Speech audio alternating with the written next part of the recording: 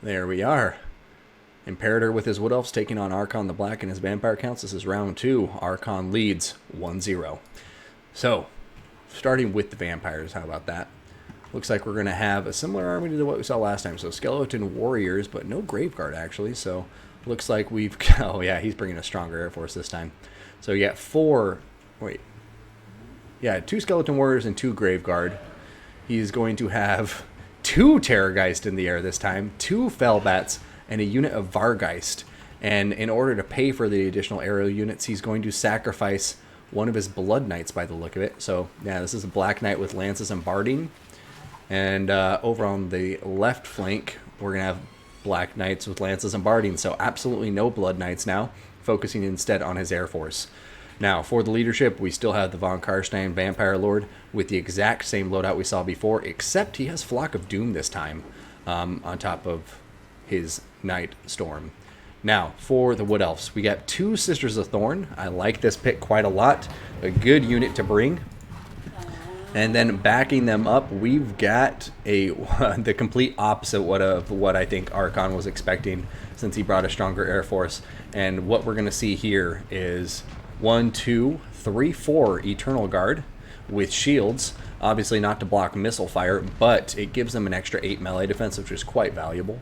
Have a single unit of War Dancers, and then we're going to have 1, 2, 3 Wildwood Rangers. In the forest, these guys do get bonus versus large, as you can see, and out in the open, they're quite good at killing Graveguard if they need to. Going to have a Tree Man, as well as Durthu, the big boy himself. Durthu's going to have Sword of Daith, Foe Seeker, Flock of Doom. And then we have a Branch Wraith in here. Branch Wraith is going to have the Scroll of Shielding, Earthblood, Call of the Wood, and that is it.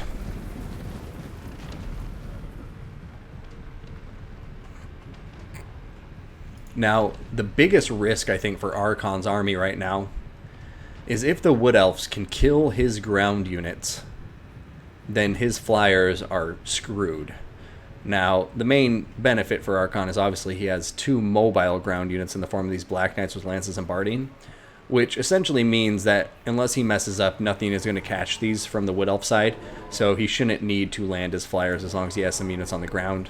Meanwhile, the Graveguard and the Skeleton Warriors are approaching to close the gap, and we will see how they do. Now, keep in mind, Sisters of Thorn, not only do they have the bound spells on top of them, but they also have incredible physical resistance, all the way up at 40%. So these guys can almost just like dive into infantry with impunity, cycle in and out, get that damage down. Terror Goose coming down to land on top of them, but going to abandon the chase at the last second there, rather than getting caught on the ground. A wise decision from Arkhan, in my opinion. But here comes a Flock of Doom, and Flock of Doom's going to catch those Sisters of Thorn, as well as some of the War Dancers, doing a touch of damage, but nothing too crazy.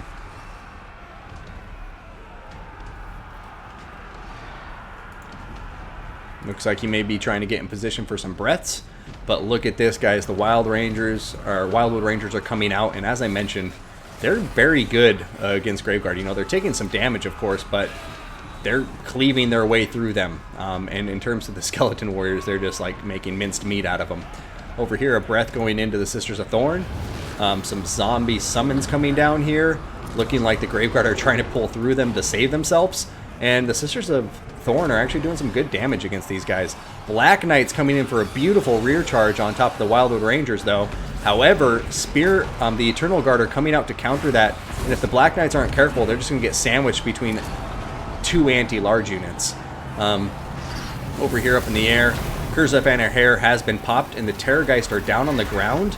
And I have to say, that was a risky move, putting these Terrorgeist on the ground. He looks like he's trying to kill the Branch Wraith, but Shield of Thorns has popped. And as long...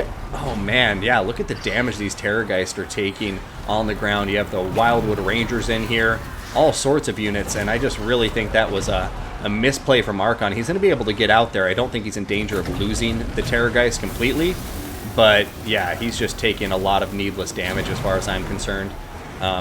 At a minimal cost for the Wood Elf forces. Over here, the Black Knights with Lances and Barding did get squished between the Eternal Guard and the Wildwood Rangers, and now they have shattered out of existence. And the balance of power is already strongly in favor of the Wood Elves.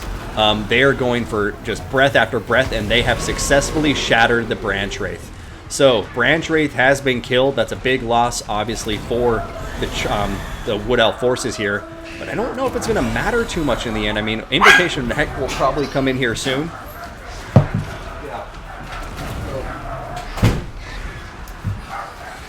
But, yeah, the Treemen are just so healthy. Like, will this Terrorgeist even be able to get out of here? It's crumbling, 1200 HP. Its mass seems to be doing the trick, but Sisters of Thorn just got on top of it, making it continue to crumble. A zombie summon coming down, looking like it's trying to help out. But, man, that Terrorgeist, it's losing health fast. It's crumbling. It's down. It's down. Oh, man, it may not make it out of here. The Eternal Guard are on top of it, and Flock of Doom coming down to help. But one Terrorgeist is dead. All of the infantry is dead. Army loss is kicking in, and holy hell, what a battle. The Wood Elves winning that in such a convincing fashion. Arkhan, I think,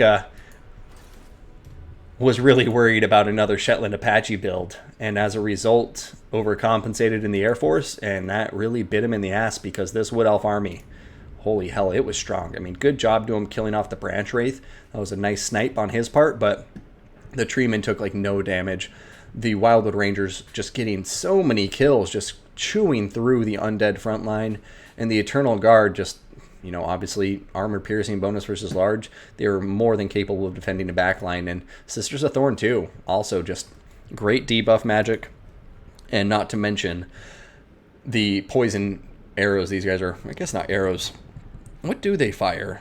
I know they have missile fire, but I've never looked closely enough to see if it's an arrow or like a javelin or a blow dart or what. But somebody in the chat will let me know. But yeah, beautiful build here from Imperator, and just really strong against the vampire count army that Arkhan the Black brought there.